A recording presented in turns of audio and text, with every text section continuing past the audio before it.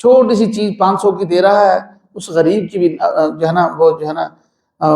اس نفس کو مجروح کیا جا رہا ہے، اس کی عزت نفس کو مجروح کیا جا رہا ہے، کتنے افسوس کی بات ہے۔ بسم اللہ الرحمن الرحیم۔ وَإِذْ قَالَ إِبْرَاهِيمُ رَبِّ اجْعَلْ هَٰذَا بَلَدًا آمِنًا وَارْزُقْ أَهْلَهُ مِنَ الثَّمَرَاتِ مَنْ آمَنَ مِنْهُم بِاللَّهِ وَالْيَوْمِ الْآخِرِ قَالَ وَمَنْ كَفَرَ فَأُمَتِّعُهُ قَلِيلًا ثُمَّ أَضْطَرُّهُ إِلَىٰ عَذَابِ النَّارِ وَبِئْسَ الْمَصِيرُ۔ اور جس وقت ابراہیم علیہ السلام نے دعا کی، اے میرے رب اس گھر کو امن والا بنا دے اور اس کے رہنے والوں کو پھلوں کا رزق عطا فرما دے جو ان میں سے اللہ اور آخرت کے دن پر ایمان لائے، تو اللہ پاک جل شانہ نے ارشاد فرمایا اور جو کفر کرے گا میں اس کو بھی تھوڑا سا فائدہ دوں گا، پھر میں اس کو زبردستی جہنم کے عذاب کی طرف گھسیٹ کر لاؤں گا جو کہ بہت برا ٹھکانہ ہوگا۔ آیت نمبر 146 ہے سورہ بقرہ کی۔ ابراہیم علیہ السلام کی دعاؤں کا تذکرہ چل رہا ہے۔ اللہ پاک جل شانہ فرما رہے ہیں کہ وہ وقت بھی یاد کرنے کے قابل ہے جب ابراہیم علیہ السلام نے یہ دعا کی کہ یا اللہ اس شہر کو امن والا بنا دے۔ ابراہیم علیہ السلام کی اب دعائیں ہیں کہ بیت اللہ کے بارے میں ابراہیم علیہ السلام نے کون کون سی دعائیں خاص طور پر کی۔ یہ میں نے کل بھی عرض کیا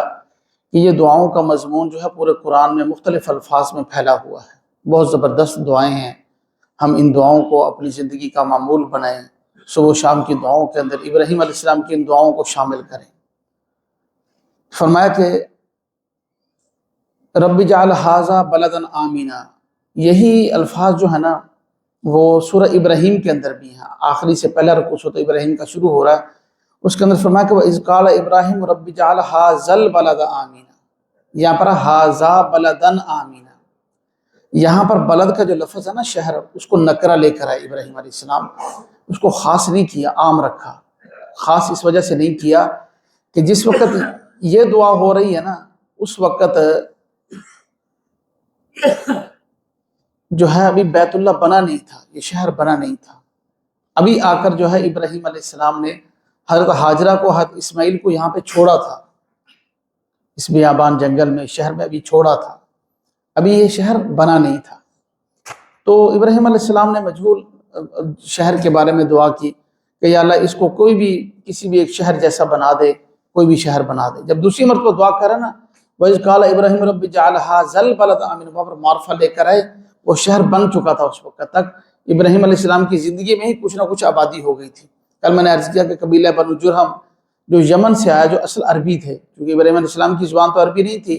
یہ لوگ یہاں آ کر آباد ہوئے۔ تو اس وقت جو ہے ابراہیم علیہ السلام نے اپنی زندگی میں ہی دیکھا کہ کچھ آبادی جو ہے وہاں کی بن گئی ہے، لوگ آ کے وہاں رہنا شروع ہو گئے، زمزم کنواں چشمہ نکلا ہے، پانی کا بندوبست ہو گیا ہے۔ تو پھر ابراہیم علیہ السلام نے جو ہے اس خاص شہر کے بارے میں دعا کی، وہ دوسری آیت کے اندر اس شہر کو خاص کر دیا۔ پہلی دعا کی آمینہ، یا اللہ اس کو امن والا بنا۔ اب اللہ پاک جل شانہ نے اس کو امن والا بنایا ہے، اس میں کوئی شک نہیں ہے، اپنے اور غیر ہر کوئی اس کے امن کا لحاظ رکھتا ہے۔ اور صحیح احادیث موجود ہے نبی پاک صلی اللہ علیہ وسلم کی، سب سے بڑا فتنہ جس کو سارے نبیوں نے اپنی امتوں کو ڈرایا ہے، جس فتنے سے، دجال کا فتنہ، اللہ پاک اس سے بھی مکہ اور مدینہ کو محفوظ رکھیں گے۔ ایک حدیث پاک کے اندر ہے مکہ کے مدینہ کے راستوں پر فرشتوں کو مقرر فرما دیں گے کہ دجال پوری دنیا گھوم جائے گا لیکن ان دونوں شہروں کے اندر داخل نہیں ہو سکے گا۔ اس شہر کو ایسا امن والا بنایا ہے۔ باقی یہاں پر کوئی یہ اعتراض نہ کرے کہ حجاج بن یوسف کے دور میں بھی ایک مرتبہ ایسا ہوا، اور پھر اس کے بعد بھی ایک مسلم بادشاہ تھا، اس نے بھی مکہ کے اوپر چڑھائی کی اور اس کی بے حرمتی کی، مکہ مکرمہ کی، تو بیت اللہ کی۔ تو یہ قطعاً ایسا نہیں، کیونکہ یہاں پر جو امن کی بات کی جا رہی ہے نا، وہ امن کی بات کی جا رہی ہے، کوئی غیر اس پر حملہ نہیں کر سکے گا۔ ابرہہ ہاتھیوں کا لشکر لے کر آیا تھا، اللہ نے اس کو اپنے لشکر سمیت برباد کر دیا تھا، ابابیلوں کے ذریعے اس کو ہلاک کر دیا تھا۔ تو یہ غیروں سے امن میں رہے گا، یعنی کوئی اور اس پر حملہ نہیں کر سکے۔ اب کوئی اپنے ہی گھر کو خود آگ لگا دے، یہ تو مسلمان بادشاہ تھے نا سارے کے سارے، چاہے حجاج بن یوسف تھا چاہے کوئی تھا، مسلمان بادشاہ تھے، انہوں نے تو خود جو ہے بیت اللہ کی حرمتی کی۔ اگر کوئی خود ہی اپنے گھر کو آگ لگا دے تو یہ تو امن کے خلاف نہیں ہے نا۔ باہر سے تو اللہ پاک نے محفوظ رکھا ہے ہر دشمن سے، اندر کے دشمن تو خود ہی پیدا ہو جاتے ہیں، تو اس لیے فرمایا کہ اس کو امن والا بنا دیں۔ اور وَارْزُقْ أَهْلَهُ مِنَ الثَّمَرَاتِ، اس کے رہنے والوں کو پھلوں کا رزق عطا فرما، یا اللہ اس کے رہنے والوں کو پھلوں کا رزق عطا فرما۔ اب حالانکہ یہ جو زمین ہے نا، یہ کوئی زرخیز نہیں ہے، زرخیز نہیں ہے، تو ابراہیم علیہ السلام اللہ پاک نے بڑی حکمت عطا فرمائی تھی، کیونکہ وہ منج گئے تھے نا، قربانیاں اتنی دی تھی، جب انسان قربانی دیتا ہے اس کا سینہ کھل جاتا ہے، اللہ پاک اس کو شرح صدر فرما دیتے ہیں۔ ایسی بہترین دعائیں کی کہ یا اللہ اس کو پھلوں کا رزق عطا فرما، کیونکہ وہاں کاشتکاری کا کوئی بندوبست نہیں تھا، اب تو پھر بھی انہوں نے کچھ نہ کچھ آبادیاں کر لی ہیں، آباد قریب جو صحرا آباد کر لیے ہیں، ورنہ اس کا جو ہے زرخیز زمین کا تو تصور ہی نہیں تھا وہاں پر کہ یہاں پر کوئی پھل ہوگا۔ لیکن دعا کیسی کر رہے ہیں، اللہ کی ذات پر ایسا یقین ہے کہ جیسے صالح علیہ السلام کی اونٹنی پہاڑ پتھر سے نکل سکتی ہے، تو یہاں پر بھی اللہ پھلوں کو لا سکتے ہیں، خود پیدا فرما دیجیے، کہیں اور سے لیں۔ اس یقین کے ساتھ دعا کی تو دنیا جہان کا پھل ابھی بھی مکہ سے ملتا ہے، وہاں اس شہر سے ابھی ملتا ہے۔ اچھا، ایک اور یہاں پر بڑی زبردست بات ہے، ابراہیم علیہ السلام کو اللہ پاک نے حکمت دی تھی نا، تو سورہ قصص کے اندر یہی آیت، وہاں پر بھی دعا ہے، وہاں پر اور الفاظ کے اندر ہے الثمرات یجبا الیہ من الثمرات کے الفاظ ہیں کہ ہر قسم کے پھل مکہ کی طرف، بیت اللہ کی طرف کھینچے ہوئے ہیں۔ یجبا کا معنی باہر سے آئیں، یجبا الیہ ثمرات من کل شیء، کہ باہر سے پھل آئیں، یہاں پر پیدا نہ ہوں، یہ مطلب تھا۔ یہ جو من الثمرات یہاں پر تو صرف اتنا ہے کہ یا اللہ ان کو پھلوں کا رزق دے، اور دوسری آیت نے اس آیت کی تفسیر کی ہے کہ وہ پھل باہر سے آئیں، امپورٹ ہو کر اس مکہ کے اندر آئیں، اور جو ہے نا یہاں آ کر ہر قسم کے پھل ان کے پاس ہر وقت وافر رہیں، یہ ان کو رزق عطا فرما۔ اب اس کے اندر کیا حکمت تھی، مفسرین نے لکھا ہے کہ ابراہیم علیہ السلام یہ چاہتے تھے کہ میری اولاد کہیں کھیتی باڑی میں نہ پڑ جائے، کہیں یہ بیت اللہ کی جو اللہ کا گھر بنایا ہے دین کا کام نہ چھوڑ دے، تو اس لیے یا اللہ ان کا رزق کا بندوبست باہر سے فرما کہ یہ دین کے کام میں ہی لگے رہیں، بیت اللہ کی حفاظت کریں، اس کی خدمت کریں، اس کے مجاور بنیں، اس کی صفائی کا خیال رکھیں، اس کے اندر اس کو توحید کا مرکز بنیں۔ یہ ان کی دعا تھی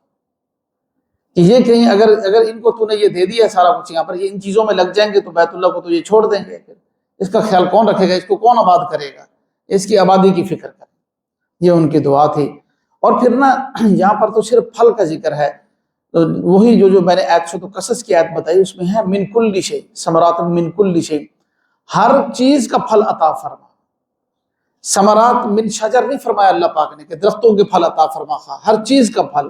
کوئی انڈسٹری ہے، یعنی دنیا جہان کی ہر پروڈکٹ جو بنتی ہے، کوئی کپڑا ہے، کوئی چیز فیکٹری سے نکل رہی ہے، کہیں سے نکل، ہر صنعت جو ہے وہ وہاں پر پہنچ رہی ہے، ہر قسم کی چیز وہاں سے مل رہی ہے۔ یہ ابراہیم علیہ السلام کی خصوصی دعا تھی، من الثمرات، ہر قسم کے پھل عطا۔ اب اچھا پھر آگے فرمایا من آمن منہم باللہ والیوم الآخر، یہاں پر ابراہیم علیہ السلام نے احتیاط سے کام لیا ہے کہ یا اللہ یہ جو میں دعائیں کر رہا ہوں اپنی اس اولاد کے لیے کر رہا ہوں جو مکہ میں رہے گی، اپنے اس نسل کے لیے دعا کر رہا ہوں جو اللہ پر اور آخرت کے دن پر ایمان لائیں گے، ان کو یہ انعامات عطا فرما دو۔ اب یہ احتیاط کیوں کی ابراہیم علیہ السلام نے، کہ پیچھے پہلے یہ واقعہ گزر چکا، ابراہیم علیہ السلام نے دعا کی، اللہ نے فرمایا کہ ہم نے تجھے آزمایا ہے، بہت سے امتحان لیے ہیں، تو کامیاب ہو گیا ہے، اب ہم تجھے جو ہے نا پرسوں کا سبق تھا کہ انی جاعلک للناس اماما، کہ میں تجھے لوگوں کا پیشوا اور مقتدا بناؤں گا۔ اور ابراہیم علیہ السلام نے آگے سے دعا کر دی کہ اللہ ومن ذریتی، میری اولاد کو بھی بنا ساری کی ساری، ان کو بھی اولاد کے لیے بھی ساتھ میں دعا کی۔ تو اللہ پاک جل شانہ نے فرمایا کہ لا ینال عہد الظالمین، جو لوگ کافر ہوں گے نا، نافرمان ہوں گے، ان کو میں نہیں بناؤں گا۔ تیرے ساتھ تیری اولاد کا تو وعدہ کرتا ہوں، لیکن تیری اولاد میں سے جو نافرمان ہوں گے، یہاں کے رہنے والوں میں سے جو نافرمان ہوں گے، ان کے ساتھ میرا کوئی وعدہ نہیں، ان کو میں یہ فضیلت نبوت والی یہ ساری کے سارے فضائل ان کو نہیں دوں گا، امامت والی یہ فضائل ان کو نہیں دوں گا۔ تو چونکہ پیچھے یہ ہو چکا تھا، آگے ابراہیم علیہ السلام نے خود ہی احتیاط سے کام لیا کہ وہاں پر اللہ پاک نے جو ہے کافروں کو الگ کر دیا، یہاں پر ابراہیم علیہ السلام نے خود ہی کر دیا، من آمن منہم باللہ والیوم الآخر، یا اللہ یہ ساری کی ساری نعمتیں، یہ ساری کی ساری فیسلٹیز ان کو دے جو ایمان لائیں اور اللہ پر اور آخرت کے دن پر، یا خود ہی کر۔ لیکن یہاں الٹ ہو گیا، یہاں معاملہ الٹ ہو گیا، اللہ نے ان کو بھی شامل کر لیا جو کافر تھے۔ آگے قال ومن کفر فامتعه قلیلا ثم اضطره الى عذاب النار، اللہ پاک جل شانہ نے آگے سے فرمایا کہ جو شخص کفر کرے گا میں اس کو بھی دوں گا، فامتعه میں اس کو بھی دوں گا، روزی سب کو ملے گی، چاہے کوئی مسلمان ہوگا چاہے کوئی کافر ہوگا، سب کو دوں گا، لیکن فرمایا کہ ثم اضطره الى عذاب النار، لیکن پھر کیا جب معاملہ آخرت کا آئے گا نا، پھر میں ان کو زبردستی گھسیٹ کر جہنم میں لے کر جاؤں گا، پھر ان کو سزا وہاں ملے گی۔ اب یہاں پر ہم نے یہ بات سمجھنی ہے کہ روزی تو سب کو مل رہی ہے، اپنوں کو بھی مل رہی ہے، غیروں کو بھی مل رہی ہے، بلکہ غیروں کو زیادہ مل رہی ہے۔ ساری ٹیکنالوجی، دنیا کی پوری معیشت پر یہودیت کا قبضہ ہے، ہم سب کہتے ہیں، ہمیں پتہ بھی ہے، حقیقت ہے۔ جو چیز بھی ہم بازار سے لینے جائیں اس چیز کے اندر ضرور جوش کمپنیوں کا ضرور شیئر ہوگا، لازمی بات ہے، الا ماشاء اللہ کو ہماری لوکل پروڈکٹس مل بھی جاتی ہیں، الحمدللہ، ایسا نہیں ہے کہ نہیں ملتے۔ اب یہ ذہن میں عام طور پر لوگوں کے آتا ہے کہ یہ کیا بات ہے، ان کو تو زیادہ روزی دے رکھی ہے، اور ہمیں کب دیکھیں ان کو جو روزی زیادہ دے رکھی ہے وہ پھنسانے کے لیے دے رکھی ہے، اور جو اپنے بندوں کو رزق دے رکھا ہے اس میں چاہے کمی کر رکھی ہے وہ حکمت کے طور پر ان کو پالنے کے لیے دے رکھی ہے۔ آدمی بازار سے امرود لے کر آ رہا ہے، 1 کلو امرود ہیں، اس میں سے وہ اپنے بچوں کو پالنے کے لیے 2-3 امرود جو ہے نا وہ اس کے اندر لگا کر رکھ دیتا ہے، چوہوں کو مارنے کے لیے دوائی لگا دی اس کے اندر، چوہوں کے لیے رکھ دی، چوہے کھائیں گے گھر کے اندر، وہ مر جائیں گے۔ ایک ہی شاپر کے اندر امرود آیا نا، باقی امرود کاٹ کر بچوں کو کھلاتا ہے۔ اب وہی امرود ہیں بچوں کو کھلائے جا رہے ہیں پالنے کے لیے، وہی امرود ہیں چوہوں کو کھلائے جا رہے ہیں مارنے کے لیے۔ یہ مثال میں نے عرض کی ہے، بالکل یہی معاملہ اللہ پاک کا۔ اللہ پاک روزی دے رہے ہیں، کافروں کو دے رہے ہیں، اپنے دشمنوں کو دے رہے ہیں پھنسانے کے لیے اور مارنے کے لیے۔ آخرت کے ساتھ ان کے ساتھ جو حشر ہوگا اس کا ہم اندازہ نہیں کر سکتے، اور اپنے بندوں کو، اپنے ماننے والوں کو دے رہے ہیں اللہ پاک پالنے کے لیے، ان کو اپنا فرما بردار، اپنا شکر گزار بنانے کے لیے ان کو دے رہے ہیں۔ اور فرمایا کہ وبئس المصیر، جہنم بہت برا ٹھکانہ ہے۔ پھر فرمایا کہ وَإِذْ يَرْفَعُ إِبْرَاهِيمُ الْقَوَاعِدَ مِنَ الْبَيْتِ، آیت نمبر 127 ہے، وَإِذْ يَرْفَعُ إِبْرَاهِيمُ الْقَوَاعِدَ مِنَ الْبَيْتِ وَإِسْمَاعِيلُ، اور اس وقت کو بھی یاد کیجئے جس وقت بنیادیں اٹھا رہے تھے بیت اللہ کی ابراہیم اور اسماعیل، یعنی بیت اللہ کی تعمیر کر رہے تھے، اس پر کل تفصیلی بات ہو چکی۔ اس وقت انہوں نے یہ دعا کی، ربنا تقبل منا انک انت السمیع العلیم، اے ہمارے رب اس کو جو ہے نا ہماری طرف سے قبول فرما لے، تو سننے والا جاننے والا ہے۔ اب یہاں پر دیکھیں ابراہیم علیہ السلام کا کمال عاجزی ہے۔ ہم ایک چھوٹا سی کوئی ہمدردی کا فلاحی کام کر لینا، کوئی چھوٹا سا، ہر کسی کو سناتے پھرتے ہیں میں یہ کرتا ہوں، میں یہ کرتا ہوں، میں یہ کرتا ہوں، اور ہم ساتھ یہ بھی کہتے ہیں میں نے کون سا کسی کو بتانا ہے، بس آپ کو ہی بتا رہا ہوں۔ یہ تو پہلے زمانے میں تھا، اب تو سیلفیاں لے کر جو ہے نا کسی کی مدد کی جاتی ہے، موبائل پہ تصویریں، چھوٹی سی چیز 500 کی دے رہا ہے، اس غریب کی بھی جو ہے نا وہ جو ہے نا اس نفس کو مجروح کیا جا رہا ہے، اس کی عزت نفس کو مجروح کیا جا رہا ہے۔ کتنے افسوس کی بات ہے، سارا دکھاوا ہی دکھاوا آ گیا ہمارے اندر۔ چھوٹا سا کام کر لیتے ہیں ہم، اس کے اندر بھی ہم تختیاں لگا دیتے ہیں، لوگوں کو دکھاتے ہیں، بتاتے ہیں، اعلان کرتے ہیں۔ بھائی ہمیں تو ہماری شریعت یہ حکم دیتی ہے کہ مستحق زکوٰۃ کو زکوٰۃ بھی دو تو اس کو یہ نہ کہو میں تجھے زکوٰۃ دے رہا ہوں، تاکہ اس کی عزت نفس مجروح نہ ہو۔ کسی طریقے سے بھائی یہ بچوں کا خرچہ ہے، یہ ہدیہ ہے، کسی طریقے سے ہم اس کو اور طریقے سے دیں، اس کی عزت نفس کو مجروح نہ کریں۔ بہت سے لوگوں نے یہ غلط بات کی ہے کہ جس کو زکوٰۃ دینی ہے اس کو ضرور بتایا جائے کہ تجھے زکوٰۃ دے رہی ہے، یہ کہاں لکھا ہوا ہے؟ بالکل ایسا نہیں کیا کرنا چاہیے۔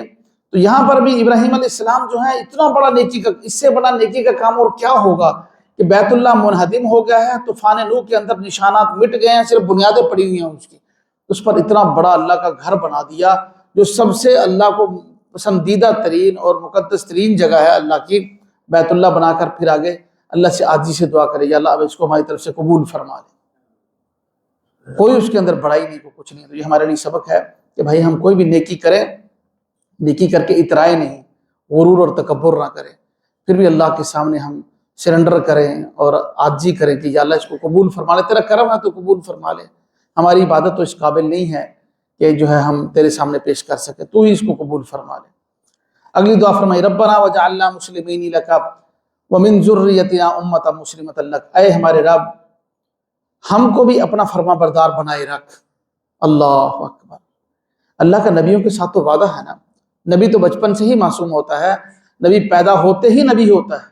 اس کا اظہار اللہ پاک جس عمر میں مرضی فرما دیں، 40 سال میں فرما دیں، جتنے پیدا ہوتے ہی نبی ہوتا ہے۔ اس کی دلیل قرآن میں ہے کہ جو عیسیٰ علیہ السلام مریم علیہ السلام کی گود میں تھے، ابھی گود میں تھے، تو مریم علیہ السلام نے اشارہ کیا، فاشارت الیہ، تو وہ قوم کہنے لگی کہ ہم اس سے بات کیسے کریں، تو چھوٹا سا بچہ ہے۔ تو عیسیٰ علیہ السلام بول پڑے، انی عبد اللہ، میں اللہ کا بندہ ہوں، آتانی الکتاب وجعلنی نبیا، اللہ نے مجھے کتاب دی ہے اور مجھے نبی بنایا ہے۔ اندازہ کرو، ابھی گود میں ہے، معصوم چھوٹا سا بچہ ہے، ابھی پیدا ہوا ہے، اس کو لے کر آ رہی ہے مریم علیہ السلام، اور وہ کہہ رہے ہیں اللہ نے مجھے کتاب بھی دے دی ہے انجیل، اور مجھے نبی بھی بنا دیا ہے۔ حالانکہ نبوت کا اظہار تو بعد میں ہوا نا، نبی پیدائشی طور پر نبی ہوتا ہے، شروع سے ہی اللہ پاک اسے معصوم رکھتے ہیں، بچا کے رکھتے ہیں، ہر قسم کی ایسی چیز سے بچا کے رکھتے ہیں جو نبوت کی شان کے خلاف ہو۔ تو لیکن اس کے باوجود جو ہے نا عاجزی انبیاء کی دیکھیں اور دعا دیکھیں، یہ اصل میں امت کے لیے تعلیم ہے کہ بھائی اگر کسی کو اللہ نے نیکی کی توفیق دے رکھی ہے، وہ یہ نہ سمجھے کہ بس میں تو بخشا ہوں، بس اب مجھے تو کوئی ضرورت نہیں ہے۔ اس کو آخر دم تک یہ دعا مانگنی چاہیے کہ یا اللہ اس پر استقامت دے، یا اللہ خاتمہ ایمان پہ فرمانا۔ اب اپنے لیے دعا کر رہے ہیں، دو اتنے بڑے بڑے نبی ہیں، ربنا وجعلنا مسلمین لکا، مسلمین تثنیہ کا صیغہ ہے، اے اللہ مجھے یعنی ابراہیم علیہ السلام اسماعیل کو اور مجھے، ہم دونوں کو اپنا فرما بردار بنائے رکھنا، استقامت دینا اسی ہمارے دین کے اوپر، ہمیں بچائے رکھنا۔ اور فرمایا کہ ومن ذریتنا، اور ہماری اولاد میں سے بھی ایک قوم ایسی بنا دینا، ایک جماعت جو تیری فرما بردار رہے۔ یہ دعا اولاد کے لیے بھی مانگی۔ اب یہاں پر ایک بات بڑی ضروری ہے سمجھنے کی، دیکھیں اولاد کے لیے دنیا سے زیادہ دین مانگنا ضروری ہے، یہ بات ذرا توجہ سے سماعت فرمائیں، بہت ضروری ہے۔ ہم جب اولاد کی دنیا کا معاملہ آتا ہے نا، گرزیں ٹیک دیتے ہیں اللہ کے سامنے، گھر والے کو، اہلیہ کو بھی کہتے ہیں، بچوں کو بھی کہتے ہیں اٹھ کر تہجد پڑھو، بچے کے پیپر ہیں، کل کو انٹرویو ہے، بیٹے نے ڈاکٹر لگنا ہے، فلاں ہے فلاں ہے فلاں۔ دنیا کے لیے ہم ہر دعا کرتے ہیں بچوں کے لیے، بھائی اس سے زیادہ دین کی دعا کرنا ضروری ہے۔ ابراہیم علیہ السلام نے ہمیشہ فکر کی، اس امت کے لیے تو خصوصی فکر کی ابراہیم علیہ السلام نے۔ اب یہ جو معراج کی، ہم کچھ عرصہ پہلے ہم نے معراج کو بیان کیا ہے، 27 رجب کو معراج کی رات ہے، تو ابراہیم علیہ السلام کی، جب ابراہیم علیہ السلام سے نبی پاک صلی اللہ علیہ وسلم کی ملاقات ہوئی تھی 7ویں آسمان پہ، تو آپ نے فرمایا کہ میں نے دیکھا کہ ابراہیم علیہ السلام جو ہے نا وہ ٹیک لگا کر بیٹھے ہوئے ہیں، اور جب میں جا کر ملا اور جبرائیل علیہ السلام نے میرا تعارف کرایا، تو ابراہیم علیہ السلام نے مجھے فرمایا کہ اپنی امت کو میرا سلام کہنا، صحیح حدیث کے اندر یہ الفاظ موجود ہیں، اپنی امت کو میرا سلام کہنا، اور اپنی امت کو میرا ایک پیغام دینا کہ یہ جو جنت ہے نا، یہ ایک چٹیل میدان ہے، اس کے اندر درخت لگانے ہیں، اس کو آباد کرنا ہے، تو اللہ کے ذکر کثرت سے کریں، اس کے بیل بوٹے جو ہیں وہ اللہ کا ذکر ہے، اس کے پودے اللہ کا ذکر ہے، اس کے محلات اللہ کا ذکر ہے۔ تو یہ جو اپنی امت کو میرا، یعنی اس امت کے لیے کتنے فکر مند تھے، وہی دعا بھی کر رہے ہیں، وَمِن ذُرِّيَّتِنَا أُمَّةً مُسْلِمَةً لَكَ، میری اولاد میں سے ایک امت مسلمہ بنا دے، ایک امت بنا دے جو تیری فرما بردار ہو۔ تو بھائی جس طرح اولاد کے لیے دنیا کی فکر کر رہے ہیں، اس سے زیادہ دین کی فکر کرنا۔ دنیا بالکل چھوٹی سی ہے، پتہ نہیں 60 سال تک کون پہنچتا ہے یا نہیں پہنچتا، لیکن آخرت کی زندگی لامحدود ہے جو کبھی بھی ختم نہیں ہوگی۔ تو اس لیے اس سے زیادہ دین کی دعا کرنا اور ان کی محنت اور کوشش کرنا اپنی اولاد کے لیے، بچوں کے لیے ضروری ہے۔ اور پھر آگے فرمایا کہ ارنا مناسکنا،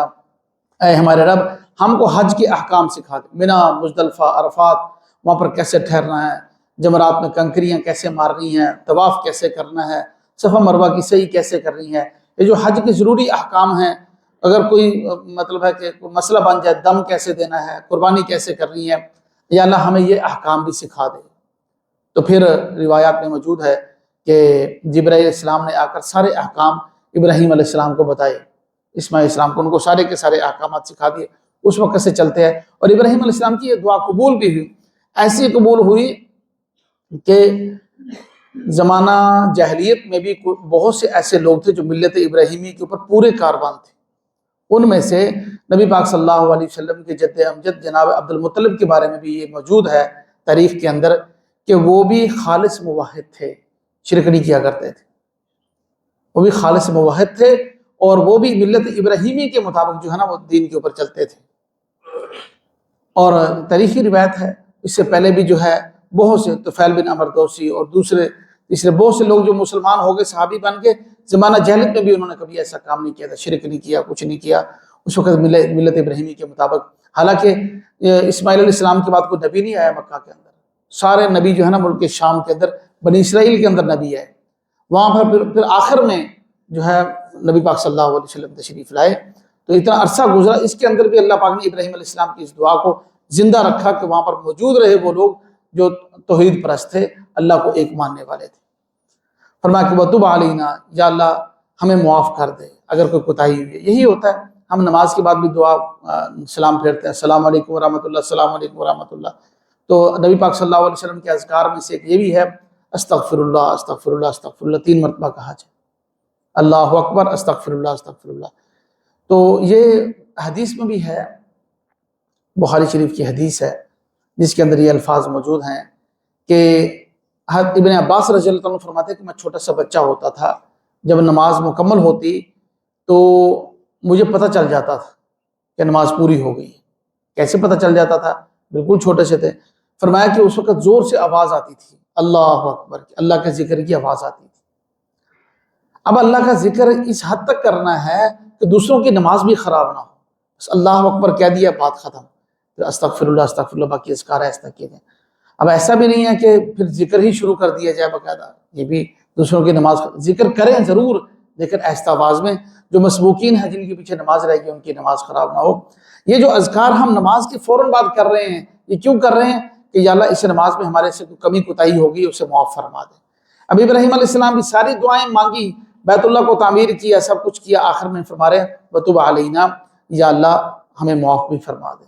کوئی کمی کوتاہی ہوگی معاف فرما دے۔ اللہ کے پیغمبر فرما رہے ہیں اِنَّكَ أَنْتَ التَّوَّابُ الرَّحِيمُ، بے شک آپ تو توبہ قبول کرنے والے، رحم کرنے والے ہیں۔ ایک آیت نمبر 128 تک ہم پہنچے ہیں۔ کل کا جو ہمارا سبق جو ہے نا، وہ ابراہیم علیہ السلام نے دعا مانگی، یا اللہ میری اولاد میں ایک نبی پیدا فرما دے، نبی پاک صلی اللہ علیہ وسلم کے لیے دعا مانگی۔ تو یہ انشاءاللہ بڑا بہترین کل کا مضمون ہے، تفصیلی ہے، وہ انشاءاللہ زندگی صبح پڑھیں گے۔ اللہ ہمیں عمل کی توفیق نصیب فرمائے۔